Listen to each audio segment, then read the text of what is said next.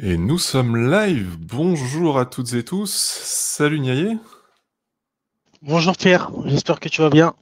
Bah super, et toi? Ça va J'ai très bien, l'impression, merci. j'ai l'impression qu'on est des commentateurs sportifs. On a discuté avant, mais là on fait comme si on se voyait pour la première fois de la journée. Mais ça va super. Je suis content de faire cette émission. Je suis content de la faire avec toi puisque tu viens de rejoindre l'équipe de la guilde streaming. Donc merci pour toi après avoir géré pendant presque un an la guilde diversité et inclusion. Tu viens prêter main forte à la guilde streaming. Donc déjà, merci et bienvenue. Merci à toi de m'accueillir aussi dans ton équipe de la guilde Avec grand streaming. plaisir. Maintenant, c'est une équipe de deux, Le donc plaisir est écoute, partagé. si on met de côté l'équipe de streameuses et streamers qui fait partie aussi de l'équipe, mais qui ne gère pas la guilde d'un point de vue opérationnel, là, je gérais un peu tout seul avec un coup de main de Claire et Raphaël sur les euh, 3 ans, 4 ans de No Code France, je perds le fil. 4 ans de No Code France, et là maintenant, donc sur la saison 2025 qui commence, tu me donnes un coup de main, et justement, avant qu'on entame 2025, on s'est dit que ça pouvait être sympa de faire un peu le point sur l'année écoulée, mais aussi sur ce qui s'est passé avant, sur les origines de cette chaîne Twitch, qui est vraiment une belle aventure collective. Donc on est là pour ça, toutes et tous ensemble, et au passage, je salue les gens dans le chat qui sont nombreux. On a FX, Marina, Sacha qu'on va retrouver tout de suite, Chris Cool 362, Quentin qu'on va retrouver également, Luc et qui est Indy, Olivier Martineau, Laetitia Martin, Claire aussi, qu'on retrouve tout de suite, et on va passer immédiatement à la première table ronde. Donc le principe, c'est qu'on va avoir 3 tables rondes un peu pour faire un tour d'horizon de ce qu'est cette chaîne Twitch No Code France. Qu'est-ce que ça veut dire de streamer, comment ça se passe, et voilà, discuter un peu à la cool pour faire un retour d'expérience. Et cette première table ronde a pour sujet commencer le streaming, un retour d'expérience. Donc on est ici avec des personnes qui ont commencé le streaming il y a moins d'un an, on va dire, à la louche. Il y a évidemment des cas différents. Il y en a qui ont commencé il y a quelques semaines, et d'autres depuis un an. Mais voilà, vous êtes toutes et tous relativement nouvelles et nouveaux dans l'aventure. Et on a envie de savoir un peu ce qui vous a motivé, comment vous l'avez vécu, etc. Donc avant de commencer, je veux bien que vous vous présentiez rapidement. Donc on va le faire dans l'ordre d'apparition à l'écran. Donc Sacha, si tu veux bien Yes, commencer. bonjour à tous. Moi, je m'appelle Sacha. Je fais du no-code depuis 2 ans et demi. Et ce que j'aime bien, c'est partager et transmettre les compétences autour du no-code. Du coup, j'ai créé un site qui s'appelle apprendre-no-code.fr. Et à côté, je suis freelance avec une spécialité software Airtable et Nuiten. Merci, Marc. Moi, je suis Marc Lamouret. J'ai monté une coopérative de développeurs no-code qui s'appelle l'Atelier Digital. Et donc, bien sûr, je fais du no-code, plutôt avec des outils de dinosaures. Donc, et notamment, c'est le sujet de la partie de l'émission que j'anime sur un outil qui s'appelle FileMaker, qui existait déjà en 86, donc autant dire que voilà. Et puis voilà. Donc et puis bien sûr dans les stacks un peu plus modernes, bien sûr Bubble, et puis Xar notamment. Donc dans les outils qu'on aime bien. Merci, Marc. Julien. Oui, bonjour, Julien Drieux, donc agence Cap Moon. Donc nous, on est spécialisé dans les applications de gestion interne et les automatisations. Donc au niveau du stack, c'est du Make, Airtable, Softer, Notion, entre autres. Et voilà, j'anime un Twitch qui est sur le product management, l'UX et le no-code.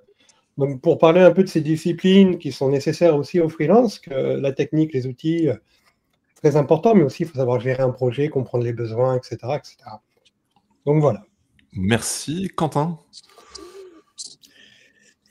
Bonjour le Twitch, moi c'est Quentin, je suis un développeur aussi depuis 2 ans dans le no-code, je fais du Airtable Software Make avec un petit peu de fill-out aussi, mais je suis surtout là aujourd'hui pour No Code for Good parce que je suis le développeur de l'association à but non lucratif. Nous on anime une émission tous les mois, le dernier mercredi du mois, bon il n'y en aura pas ce mois-ci parce que c'est les fêtes de fin d'année, mais on est là en fait pour raconter une collaboration entre un projet impact positif sur la plateforme et un no-codeur qui a voulu aider ce projet à construire quelque chose avec du no-code. Merci. David? Oui, bonjour tout le monde, moi c'est David. Ça fait quelques mois que je me suis lancé en tant que freelance no-code et plus pour les opérations internes dans les entreprises. Donc, j'accompagne des PME et effectivement au niveau des stacks, moi je suis plutôt Smart Suite comme j'ai commencé à faire le live avec Rachid et puis aussi Glide et un petit peu Mike. Super. Bon, alors, il y a quelques soucis apparemment. Et il nous reste du coup, l'ordre est tout bouleversé. Il nous reste Claire, me semble-t-il. Oui. Donc bonjour tout le monde. Moi, j'accompagne en freelance principalement des associations et des startups de l'économie sociale et solidaire sur toute leur partie technique IT, que ce soit du code, du no-code, de l'advisory. Et j'ai un live récurrent avec Olivier Martineau dans le chat où on teste des outils no-code parce que je suis très très outil agnostique, même si je suis ambassadrice NUITN. Merci bien et merci à toutes et tous d'avoir parfaitement respecté la consigne, d'avoir des présentations précises, concises, qui nous laissent plus de temps pour l'échange.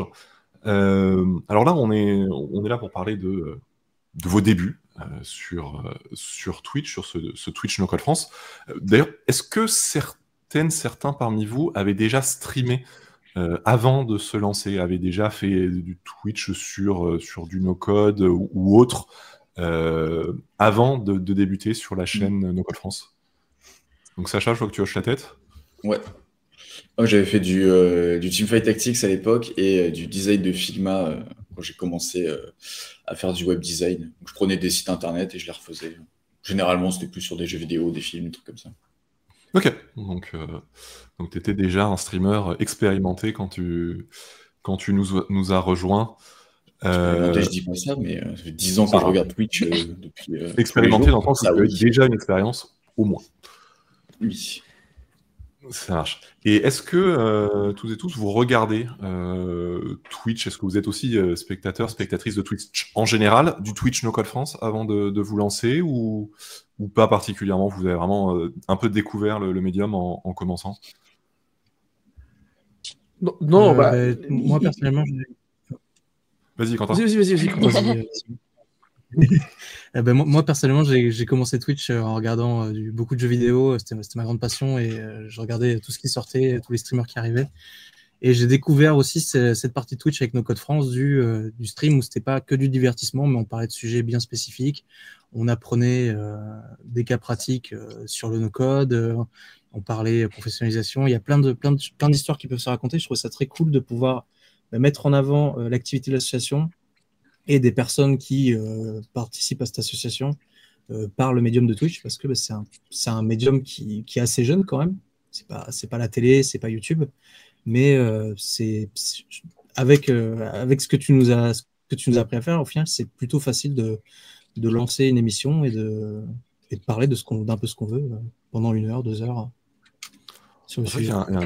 Il y a un gros avantage quand même à No Code France, c'est c'est une chaîne qui est déjà établie. Alors on n'a pas 1500 viewers à chaque stream, mais on n'en a pas 0 non plus.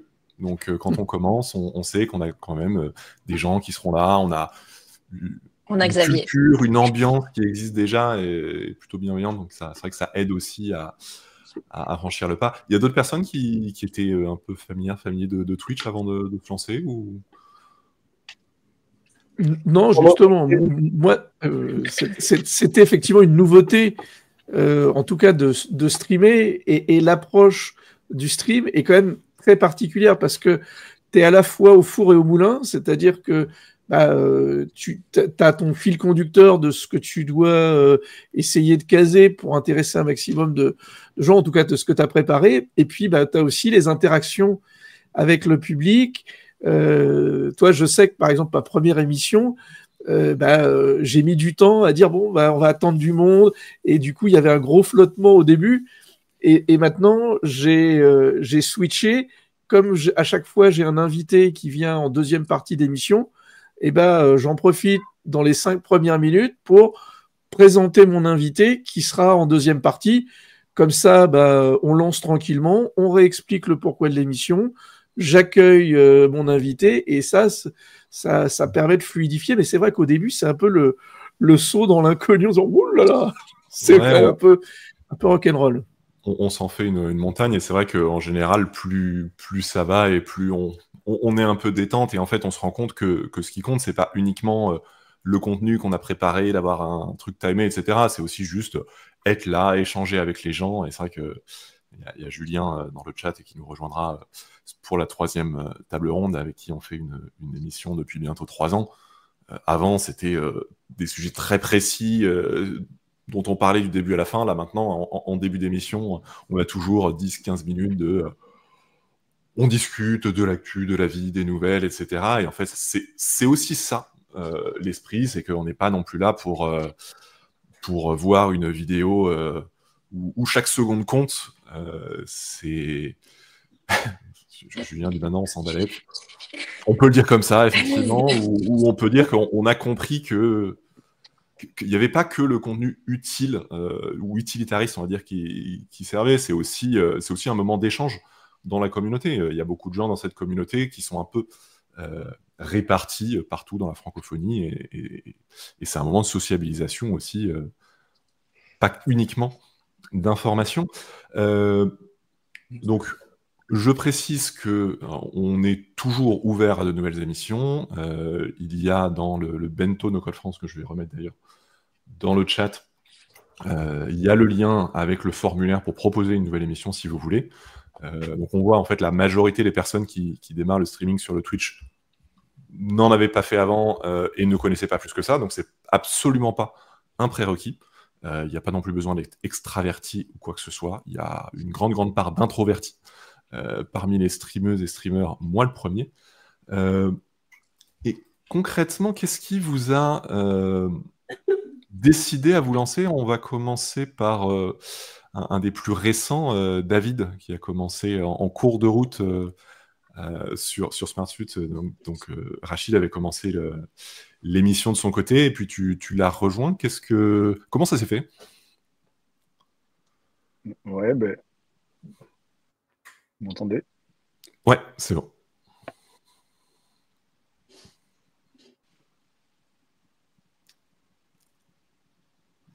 Allô? Ah ouais, pardon. Ouais, Ouais, effectivement, c'est Rachid qui avait commencé et j'avais déjà en tête à l'été de parler un petit peu de SmartSuite, qui est un produit que moi j'utilise dans le cadre, enfin chez un client, et je voulais donner un petit peu plus de visibilité à cet outil-là. Donc voilà, Rachid avait commencé quelque chose et puis après ça a été l'occasion d'en parler et de se joindre à l'aventure. Et en plus, moi je rejoins Marc sur le constat de se dire que je trouve que c'est beaucoup mieux de le faire à deux, parce que quand on est deux, ça permet d'avoir des interactions. Il y en a un qui regarde le chat pendant que l'autre peut un peu dérouler sa pensée ou partager ce qu'il a à partager. Mais c'est vrai que le format à deux, je trouve, en tout cas moi, me correspond beaucoup mieux que de lancer, d'être tout seul à devoir un peu tout gérer en même temps, quoi.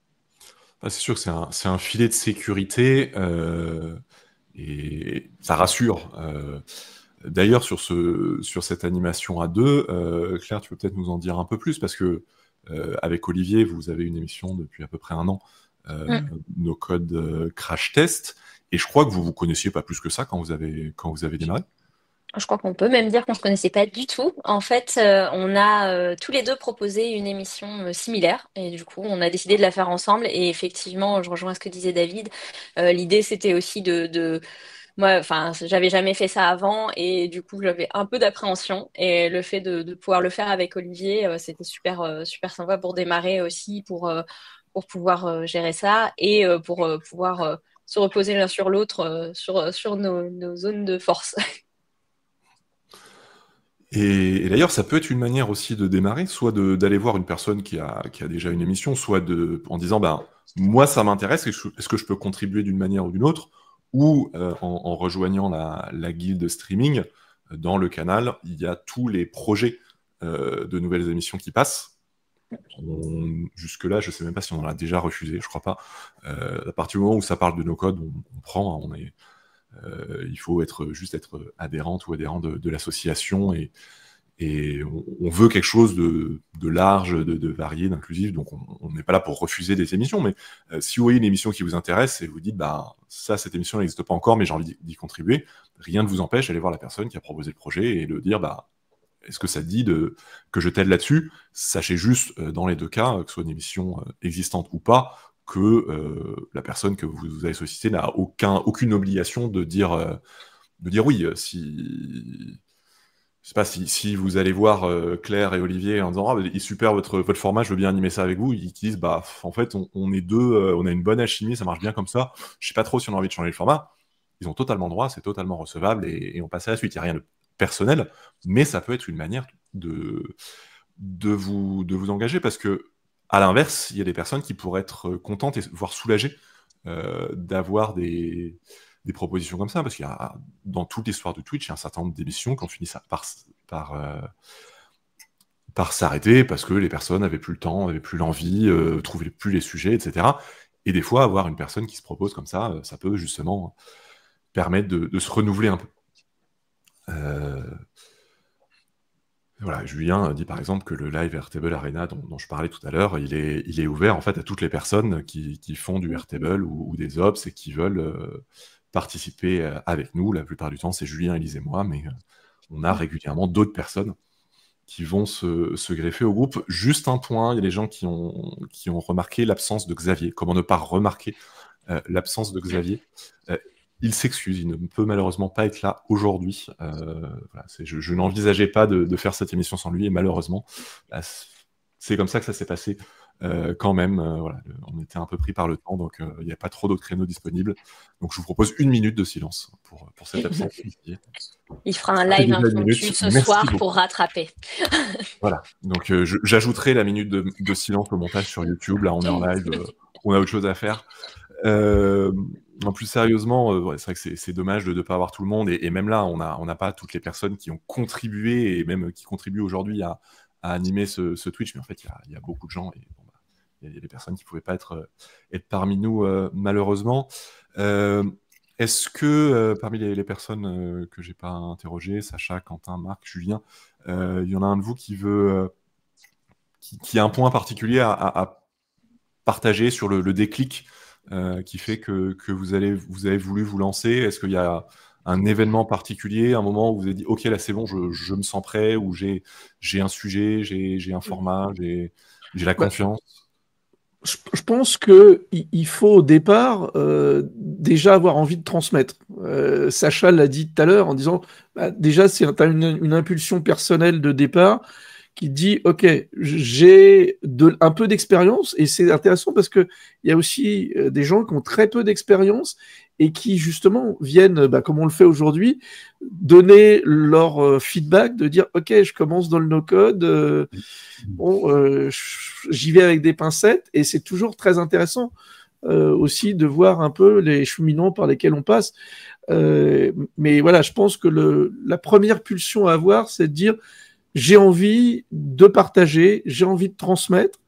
Et puis après, il faut préparer, je pense, un peu de choses, sans que ça soit, justement, c'est beaucoup moins rigoureux que de dire je vais faire une vidéo sur YouTube avec un objectif, une cible, avec un truc que je veux atteindre précisément.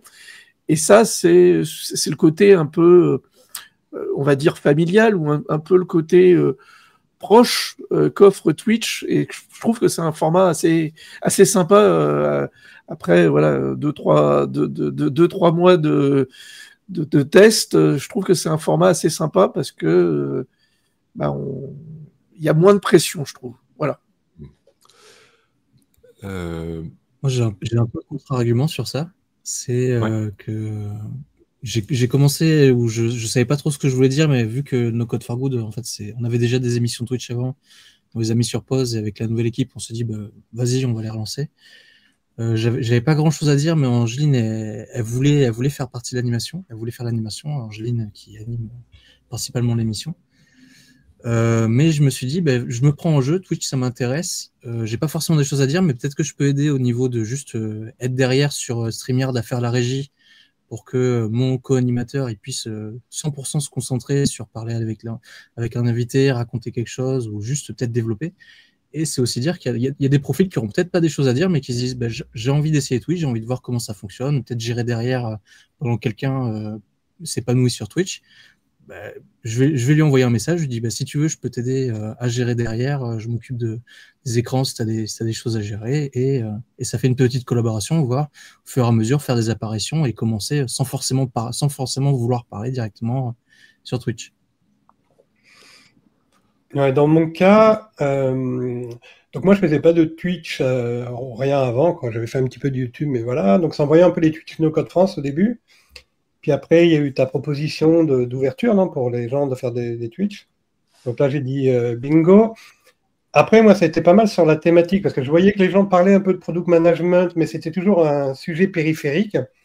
Donc au final, tout le monde en parlait un petit peu comme ça, mais personne ne s'apesantait ou prenait le temps vraiment d'en parler. Et puis voilà, puis comme moi, c'était mon background et que c'est quelque chose qui me passionne, quoi. Et du coup, je me suis dit pourquoi pas tenter un peu l'aventure. Après, moi, j'aime bien aussi la radio, les émissions de radio des fois, et entendre les voix, les gens parler. Enfin, moi, j'aime bien cette ambiance en fait, comme ça, quoi, de radio, quoi, aussi. Voilà. Parce que c'est vrai qu'il faut dire aussi qu'il n'y a pas un seul format, tout le monde n'est pas obligé de contribuer de la même manière, d'animer les émissions de la même manière. Stan, qu'on aura sur la 3e table ronde, était le spécialiste des lives absolument improbables et des concepts fous.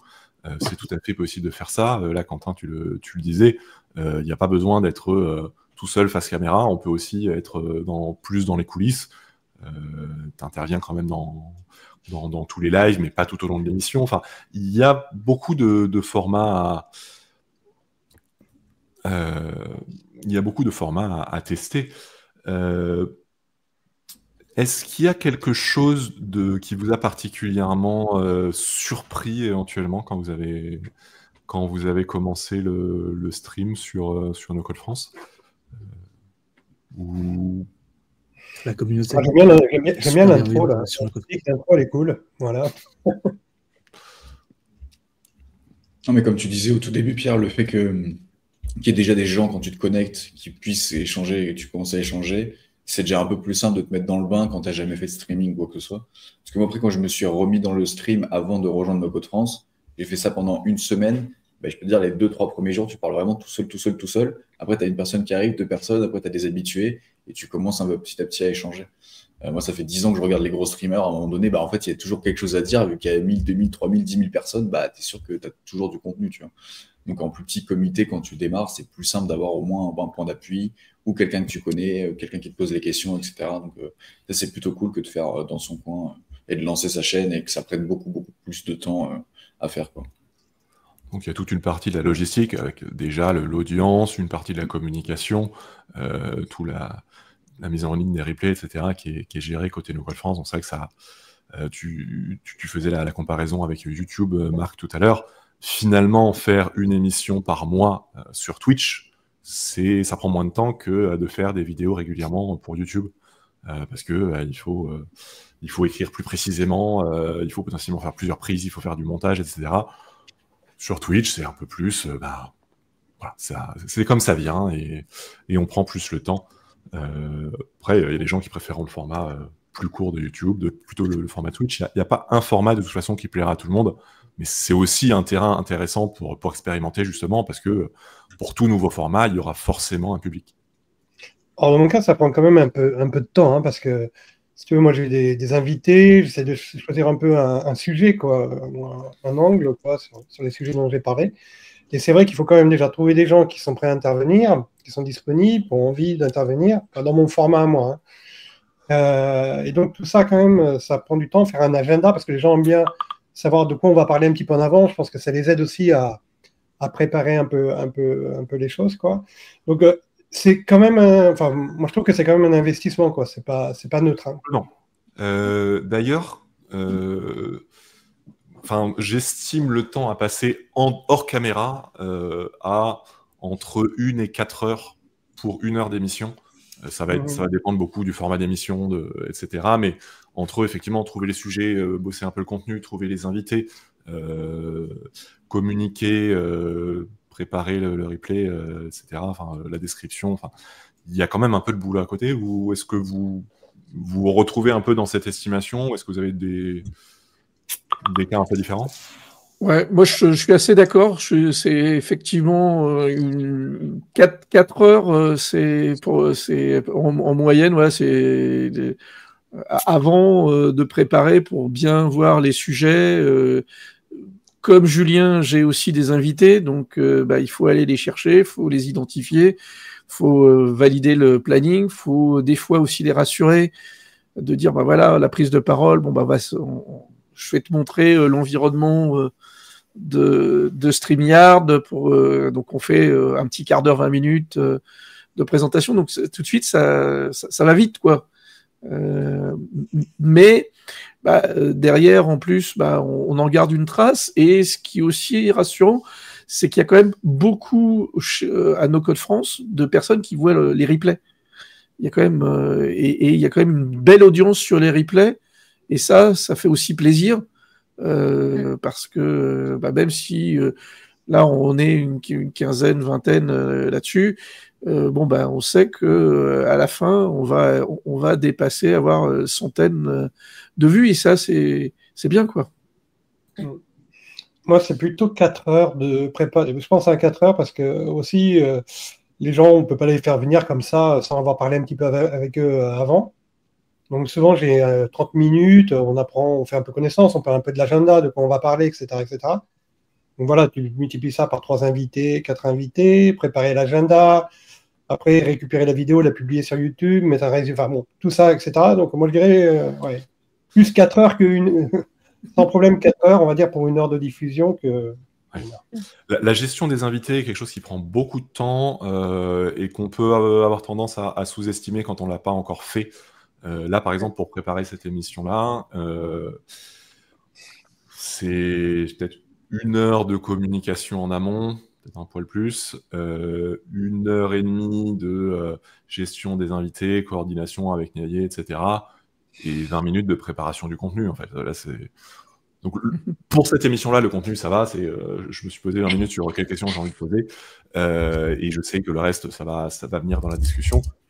Mais en fait, tout ça mis bout à bout, c'est pas totalement négligeable. Donc c'est vrai que c'est quelque chose à garder à l'esprit, notamment sur la fréquence. Parce que passer 1 heure de stream plus 4 heures de préparation, si on fait ça 1 fois par mois, ça passe.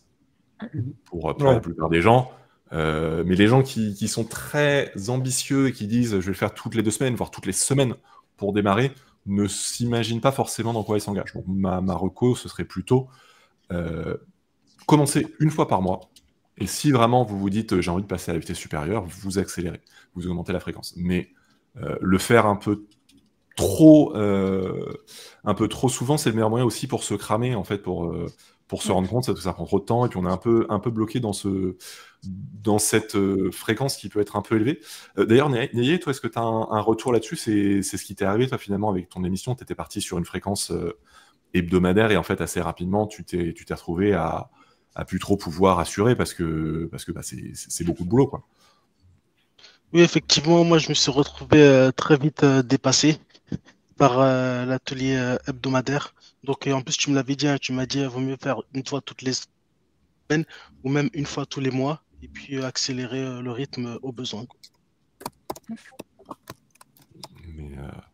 Moi, du coup, là-dessus, je me suis essayée au live impromptu aussi récemment, parce que effectivement, c'était aussi pas mal de boulot, et encore on était 2, donc c'était bien aussi là-dessus pour l'organisation avec des invités.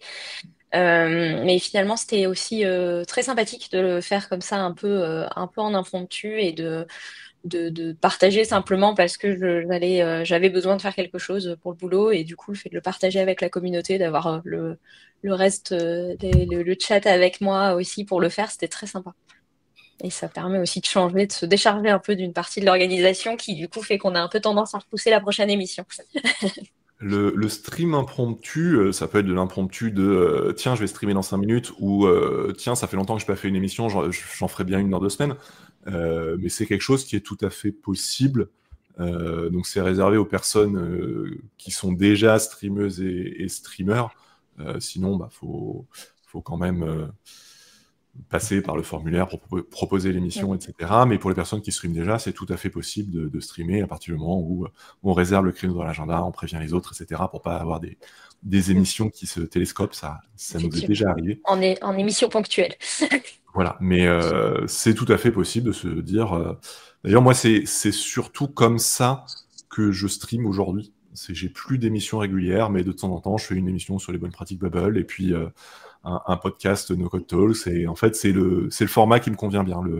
Même la fréquence mensuelle était devenue trop pour moi, parce que c'était des émissions assez lourdes à préparer. Et du coup, je fais ça, et c'est un point en moins, donc c'est tout à fait possible. Petite question. On arrive à la fin. Ouais, excuse-moi, question pratique. Les streams, une fois que tu sais, moi je les prends, je les mets sur ma chaîne YouTube, mais je crois qu'on peut les retrouver quelque part, les liens ou quelque chose, mais je n'ai pas trouvé où. Est-ce qu'il y a un endroit où on retrouve même ceux qui téléchargent leur stream? Ouais, alors, c'est une bonne question. Quand vous avez fini de streamer, vous recevez par mail un formulaire pour soumettre le replay. Soit vous dites, je veux que No Code France héberge le replay, dans ce cas-là, c'est moi qui m'occupe de le mettre en ligne sur la chaîne YouTube No Code France, soit vous dites, j'ai déjà hébergé mon replay, voilà le lien. L'idée est de centraliser tous les replays, ceux hébergés par No Code France et les autres. Pour l'instant, ils ne sont pas affichés, mais je vais faire une page dédiée sur la nouvelle version de outilnocode.com. On voulait intégrer ça au site No Code France, et puis en fait, c'est compliqué, il n'y a personne qui s'occupe trop du site. Donc finalement, j'ai intégré ça au projet que j'ai à côté. J'espère sortir ça en début 2025. Donc il y aura vraiment une page dédiée No Code France avec toutes les émissions, tous les replays, etc. Donc même si vous hébergez vous-même vos replays, je vous invite à remplir les formulaires, comme ça, tout sera centralisé ici. D'accord. Pour finir cette table ronde, est-ce que vous avez des conseils à donner aux personnes qui débutent ou aux personnes qui hésitent encore à se lancer? Un conseil, une chose à considérer, un message d'encouragement, etc. Je vous propose qu'on fasse un très rapide tour de table pour conclure. Pareil, on va le faire dans l'ordre. Sacha? Moi, je me dis que ceux qui hésitent, faut se lancer, parce que dans tous les cas, votre expertise sera différente que celle des autres streamers et streameuses ou même de la communauté. Et dans tous les cas, ça fait quand même vous faire grandir, vous faire exprimer beaucoup mieux, vous faire partager, découvrir de nouvelles personnes, etc. Donc, il n'y a pas de côté négatif, je pense, à faire ça et à présenter ce que l'on sait faire. Surtout dans nos codes, qu'il y a toujours, ça bouge tout le temps, tous les jours, il y a toujours de nouveaux outils, des machins à connaître, etc. C'est bien que tout le monde puisse aussi contribuer. Donc, n'hésitez pas. Complètement. Et une idée reçue aussi, c'est qu'il faut être experte ou expert en no-code ou sur un outil, etc. pour pouvoir streamer. Non, en fait, on a de tous les formats. Il y a des personnes qui ont commencé leur émission en disant « Je suis débutant, je suis noob, je découvre le no-code et on va le faire ensemble ». Et qui en fait font ça depuis quelques temps et qui maintenant débutent beaucoup moins. Mais c'était les formats d'Emmanuel, de Guylaine qui parleront tous les deux à la table ronde. Au début, c'était vraiment, je vous promets pas monts et merveilles, mais on va découvrir des trucs ensemble, quoi. Et c'est tout à fait quelque chose de possible. Quentin ? N'ayez pas peur de commencer. Votre premier stream, il sera pas parfait et c'est pas grave. La communauté de No Code for Good exactement. La communauté de No Code France est super bienveillante et il n'y aura aucun souci. Même si vous avez envie de faire des tests, vous avez envie de rajouter des visuels, rajouter une nouvelle intro, n'importe quoi, allez-y, essayez. C'est de la plus-value. Il faut se lancer. Super, merci. David ? Ouais, je ne vais pas être très créatif par rapport à ce qui a été dit avant. Faut démarrer. Et comme on a dit, les gens sont bienveillants. Il y a déjà une communauté qui est en place. Et moi, j'étais hyper surpris de voir que quand j'ai commencé, les historiques sont là pour donner un peu le relais, pour montrer qu'il y a du monde et pour encourager. Donc ça, c'est hyper plaisant. Donc il ne faut surtout pas hésiter. Moi, j'avais d'abord hésité, puis après, je me suis lancé. Et il n'y a pas de là-dessus. Faut passer le pas et ça peut que vous apporter des choses. Donc, et tout le monde peut contribuer à son niveau, comme tu l'as dit aussi. Donc, je fais que paraphraser ce que disent les autres.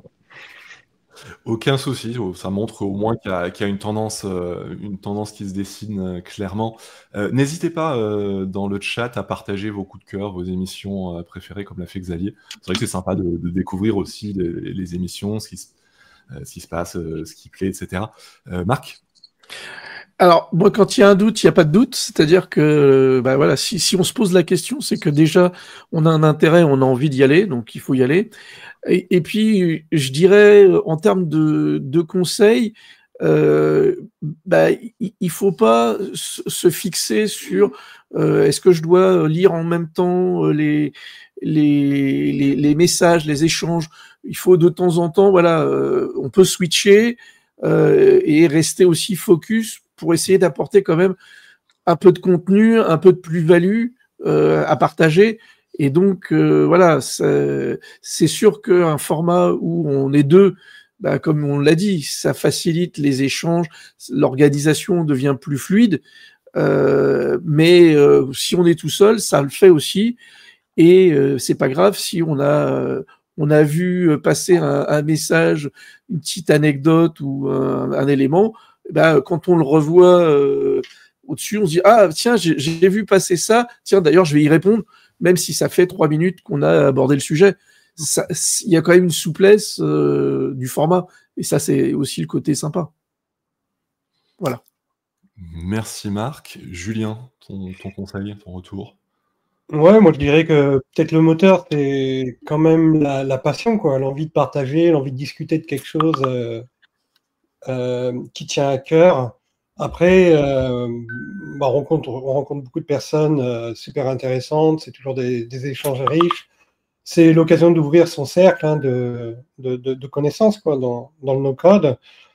Donc, il y a quand même beaucoup à y gagner. Donc, si on a envie de parler de choses ou d'écouter d'autres personnes parler de choses, interroger des gens, des choses comme ça, bah, il faut se lancer, quoi. Il n'y a pas de souci. Merci beaucoup, Julien. Claire? Je vais rejoindre un petit peu tout le monde en disant lancez-vous et n'hésitez pas effectivement à aller rejoindre un live. On disait tout à l'heure qu'il y a des lives ouverts. Je pense aussi à celui de Joyce le lundi sur WeWeb qui dit toujours si vous avez une problématique, n'hésitez pas à venir. Et n'hésitez pas à venir demander dans la communauté du soutien parce qu'on est là aussi dans la communauté streaming pour vous encourager, pour vous aider, à vous lancer pour le premier. Et je trouve que c'est super sympa aussi. Merci beaucoup. C'est la fin de cette première table ronde. Un grand merci à tous les 6. On a perdu Niaye qui s'est fait virer par FX. J'espère que tu es fier de toi, FX. Mais Niaye animera la prochaine table ronde. Donc un grand merci. Je compte sur vous pour vous déconnecter rapidement pour que la prochaine, les participants de la prochaine table ronde puissent nous rejoindre, parce qu'on est limité à 10 personnes. Et sur ce live en particulier, ça bouchonne un peu. La plupart du temps, ça pose pas de soucis. Donc merci encore. Continuez à streamer, continuez ce que vous faites. C'est vraiment top. Et le chat vous le rend bien. Je vous dis à très très vite. À très bientôt. À très vite sur Twitch. Ciao. Et deuxième table ronde tout de suite.